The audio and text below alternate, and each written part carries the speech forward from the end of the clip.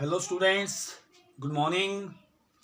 तो आज की इस वीडियो में अपन करने जा रहे हैं कक्षा 10वीं की पुस्तक क्षितिज, जिसमें पाठ नंबर 5 है। सूर्यकांत त्रिपाठी निराला जी की दो कविताएं हैं। उन दोनों कविताओं का नाम है, एक तो है उत्साह और दूसरी है अट नहीं रही है। ये दोनों कविताएं हैं। इन दोनों कविताओं में कवि का उद्देश्य क्या रहा है? कि उत्साह का तो क्या उद्देश्य रहा है? उत्साह का उद्देश्य रहा है बादल को उत्साह का प्रतीक बनाकर युवाओं में उत्साह व जोश भरना। अब जैसे पूरी तपती गर्मी होगी और उसमें ठंडे ठंडे यानी कि ऊपर से काले काले बादल आएंगे, पूरी ठंड छा जाएगी और हमारे मन में, हमारे तन में पूरा जोश आ जाएगा।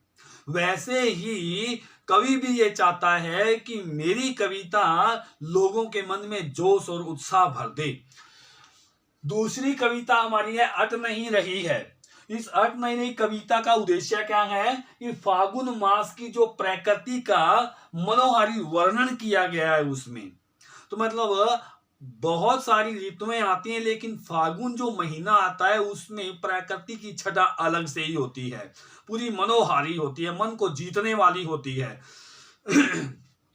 तो दोनों कविताओं को करने से पहले अपना सूर्यकांत त्रिपाठी निराला जी के कुछ जीवन पर प्रकाश डाल लेते हैं, ताकि कुछ ऐसे शब्दों के बारे में, ऐसे उनकी साहित्यिक विशेषताओं के बारे में, उनकी रचनाओं के बारे में हमारे को पता चल सके। तो सूर्यकांत त्रिपाठी निराला आधुनिक हिंदी कवियों में सर्वश्रेष्ठ कवि माने जाते हैं। तो ये वास्तव में ही निराला थे।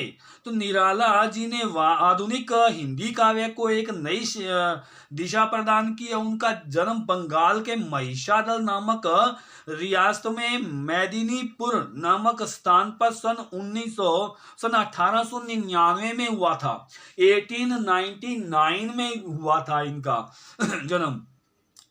इनके पिता एक राज्य में एक प्रतिष्ठित पद पर कार्य करते थे और इनका बचपन यहीं पर बीता। निराला जी की आरंभिक शिक्षा महिषादल में ही संपन्न हुई। संस्कृत, बांग्ला और अंग्रेजी भाषाओं से अध्ययन उन्होंने घर पर ही किया था। दर्शन और संगीत में उनकी गहरी रुचि थी। दर्शन यानी कि फिलोसफी ग्रंथ ज्यादा पढ़ा करते थे। म्यूजिक में उनका बहुत ज्यादा मतलब इंटरेस्ट था।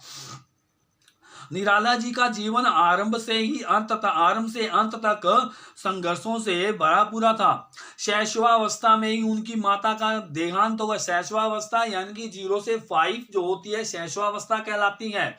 यानी कि जो 5 या 4 या 5 साल के थे तो उनकी माता का देहांत हो गया था। तो विवाह के कुछ वर्ष पश्चात ही उनकी पत्नी भी चल बसी। तत्पश्चात पिता, चाचा तथा चचेरे भाई भी चल बसे और पुत्री सरोज की मृत्यु से भी उनका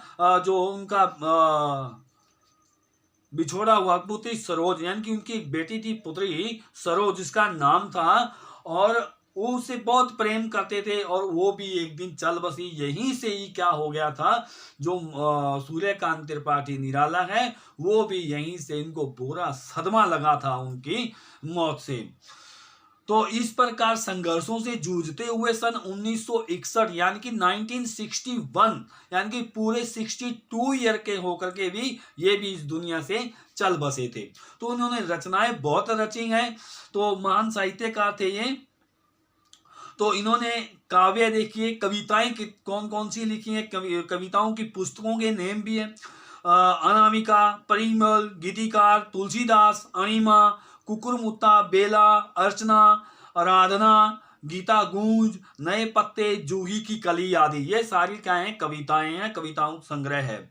उपन्यास यानी कि नॉवेल्स भी इन्होंने बहुत लिखे हैं। अप्सरा, अलका, प्रभावती, निरुपमा, चमेली आदि ये उनके नॉवेल्स के नेम हैं। कहानी संग्रह, स्टोरीज भी बहुत लिखे हैं, जैसे लिली, सखी, सुकुल की बीवी, चतुरी चमारिन आदि। तो रेखा चित्र, कूली भाट, बिल्लेरी सुर, बकरिया आदि। तो जीवन साहित्य देखो, यानी कि जीवन परिचय भी लिखे थे इन्होंने। महाराणा प्रताप की जीवनी लिखी थी उन्होंने। प्रहलाद के बारे में लिखा था। ध्रुव, शकुंतला, भीष्म आदि महान व्यक्तियों के बारे में इन्होंने लिखा था। आलोचना और निबंध, पदम प्रबंध, प्रबंध प्रतिमा, प्रबंध परिचय आदि इन्होंने बड़े आलोचनात्मक ग्रंथ भी लिखे थे। और इनकी काव्यगत विशेषताओं में बहुत सी आपको विशेषताएं देखने को मिलेंगी। मनुष्य के लिए यानी कि उनकी भलाई के लिए भी है, मानवतावादी दृष्टिकोण देखने को मिलेगा। राष्ट्रीयता इनके अंदर कूट कूट के भरी हुई थी। देश प्रेम के बारे में बहुत कुछ लिखा इन्होंने। प्रगतिवादी भी चेतना इनके साहित्य में हमारे को मिलेगी। इसी के साथ साथ रहस्यवादी दृष्टिकोण भी इनके अंदर देखने को मिलेगा। जितनी भी इनकी कविताएं हैं उनको पढ़ने से हमारे को आत्मा और परमात्मा के बारे में भी हमारे को पढ़ने को मिलेगा। और प्राकृतिक चित्रण तो आज भी हम पढ़ने वाले हैं। प्राकृतिक चित्रण इनकी हर कविता में ही कहीं ना कहीं मौजूद रहेगा। और प्रेम और श्रृंगार का वर्णन भी इनकी कविताओं में कहीं ना कहीं जरूर मिलेगा। भाषा शैली में भी इनका क्या तत्सम प्रधान शब्दावली रही है। और जो कवि प्राकृतिक कविताएं लिखता, प्रकृति के ऊपर मानवीकरण का, प्रकृति के बारे में जो कविताएं लिखता है, प्राकृतिक सौंदर्य का जो वर्णन करता है, वो उनकी कविताओं में तो अपने आप ही अलंकार आ जाते हैं। तो अलंकारिक छटा भी इनके भाषा में देखी जा सकती है। तो स्टूडेंट्स, इस प्रकार हमारा ये जीवन परिचय रहा है इनका, सूर्यकांत त्रिपाठी निराला जी का। तो आइए देखते हैं, हम पढ़ के देखते हैं। उत्साह कविता का मैं व्याख्या कर देता हूं इसकी, जरा इसको ध्यान से सुनिएगा। अब उत्साह क्या है? उत्साह मन में जोश भर देना। अब जो सूर्यकांत त्रिपाठी निराला जी है, कवि हैं, वो कवि बादलों को संबोधन कर रहा है, एड्रेस कर रहा है उनको लोगों में उत्साह भरने के लिए प्रेरणा दे रहा है। देखिए, बादल गरजो, घेर घेर घोर गगन, धराधर ओ ललित ललित काले घुंघराले, बाल कल्पना कैसे पाले, विद्युत छवि उर्मे, कवि नव जीवन वाले, वज्र छिपा नूतन कविता, फिर भर दो बादल गरजो। देखिए, ये पूरी एक पैरा पढ़ने से ही हमारे को आ रहा है, उत्साह आ रहा है हमारे मन में, जोश आ रहा है हमारे मन में। तो कवि सूर्यकांत त्रिपाठी निराला जी बादलों को कहते हैं कि हे बादलों, तुम खूब बरसो, गरज गरज के बरसो, घेर घेर गोर घोर गगन, और इस पूरे गगन को गहराई से घेर लो। और धराधर हो, यानी कि धराधर यानी एक धार से बरसने वाले बादलों, तुम बरसो, जोर से बरसो, खूब बरसो। ललित ललित, बादलों तुम बहुत सुंदर हो। ललित ललित का मतलब बहुत सुंदर होना। काले घुंघराले, तो तुम काले काले इस तरह से आ रहे हो जैसे कि छोटे से बालक के घुंघराले काले काले बाल हों। और बाल कल्पना कैसे पाले, तुम्हें देख के ऐसा प्रतीत होता है कि तुम तो ऐसे लग रहे हो जैसे छोटे छोटे बालकों की कल्पनाएं हो, मधुर मधुर कल्पनाएं हो, मीठी मीठी कल्पनाएं हो।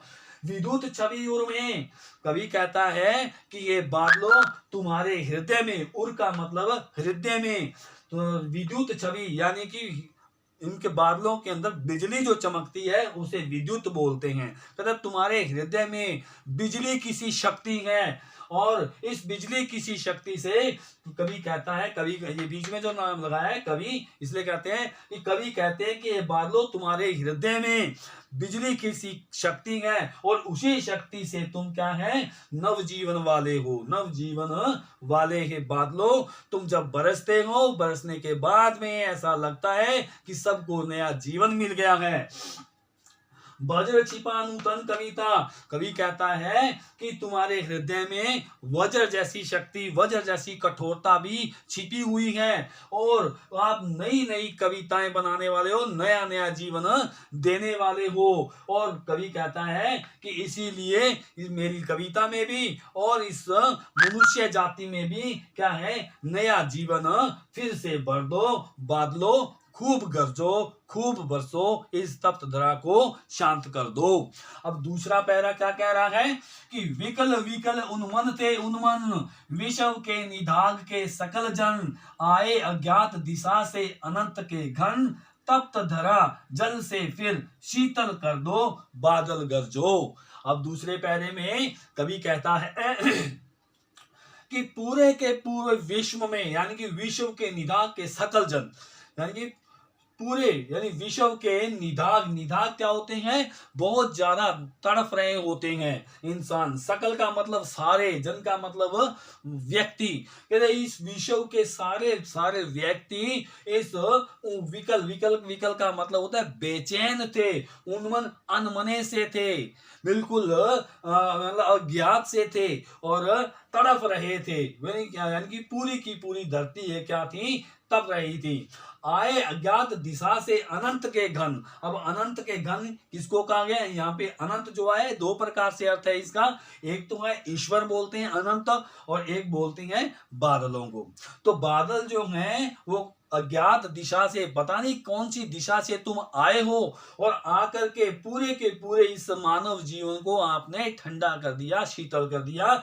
तप्त धरा जल से फिर शीतल कर दो, यानी कि पूरी की पूरी जो धरती है वो बहुत ज्यादा तप्त हो गई है, गर्म हो गई है, और आप अपने इस ठंडे जल से इस धरा को शीतल कर दो, ठंडा कर दो। बादलों बादलों खूब बरसो, जोर से बरसो। तो इस प्रकार इस कविता का भाव भी यही है, कवि इसके अंदर यही कहना चाहता है कि बादलों के अंदर जिस प्रकार से नया जीवन, नया उत्साह भरा हुआ है, तो कवि के मन में भी, कवि की कविता में भी नया जीवन भरा हुआ होता है। तो नई क्रांति लाने में भी क्या है, कवि सक्षम होता है, उसमें भी ऐसी ताकत होती है। दूसरी कविता है अट नहीं रही है, यानी कि फागुन जो महीना है उसकी जो प्रकृति है वो मनुष्य के, यानी कि कवि के मन में, कवि की आंखों में सट नहीं रही है, पट नहीं रही है, अट नहीं रही है, पूरी प्रकृति में समा नहीं रही है, मतलब कहने को कोई वर्णन नहीं है। तो फागुन का महीना की प्रकृति जो है वो बहुत मनोहारी होती है। तो देखिए वो कैसी होती है, थोड़े से शब्दों में बहुत ज्यादा कुछ कहा है कवि सूर्यकांत त्रिपाठी निराला जी ने।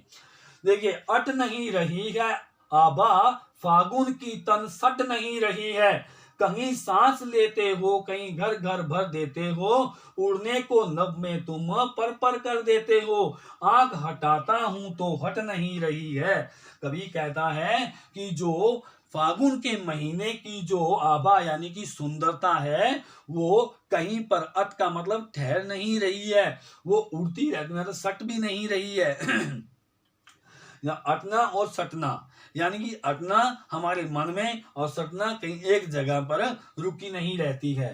कहीं सांस लेते हो, ऐसे लगता है कि ये फागुन का महीने में पूरी प्रकृति यहीं से सांस लेती है, घर में छोड़ देती है, तो घर घर में भर देती है, पूरे घर में क्या कर देती है, सुगंधित भर देती है, सुगंध भर देती है। और उड़ने को नभ में तुम पर कर देते हो, तथा फागुन के महीने में जो हवाएं चलती हैं, सुगंध जो खुशबू हमारे को मिलती है, उससे क्या होता है, मन में ऐसा आता है कि हमारे को भी आकाश में उड़ने का जी करता है, और पर यानी कि पर लगा देती हैं। आंख हटाता हूं तो हट नहीं रही है। कवि कहता है कि फागुन के महीने की जो सुंदरता इतनी है कि मैं इससे अपनी आंख हटाना चाहता हूं, और मेरे को वो आंख हटाने का जी भी नहीं करता है। इसलिए फागुन का महीना बहुत मनोहारी है। पत्तों से लदी डाल कहीं हरी कहीं लाल, कहीं पड़ी है उर में मंद गंध पुष्पमाल, पाट पाट शोभा श्री पट नहीं रही है। कवि कहता है कि पूरी की पूरी यानी कि पत्तों से लदी डाल है, यानी फागुन के महीने में सारे के सारे ये वृक्ष है पत्तों से लद जाते हैं, नए नए पत्ते आ जाते हैं, कहीं हरे हरे कहीं लाल लाल, कहीं पर पड़ी है उर में मंद गंध पुष्पमाल।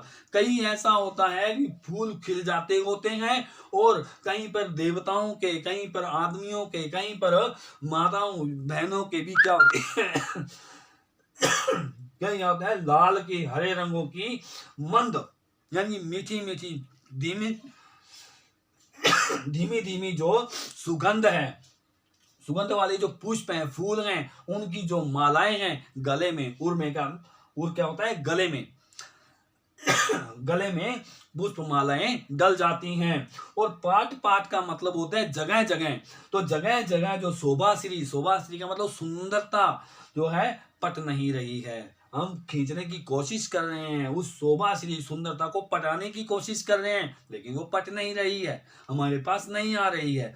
तो इस प्रकार से इस कविता का भाव भी यही रहा है, सुंदरता का मनोहारी चित्रण करना। तो स्टूडेंट्स, ये हमारी उत्साह और अट नहीं रही कविता हमारी कंप्लीट हो चुकी है। इसके जितने भी क्वेश्चन है उसको आप कीजिए, यदि समझ नहीं आ रहे हैं मेरे से आप पर्सनली बात कीजिए। धन्यवाद।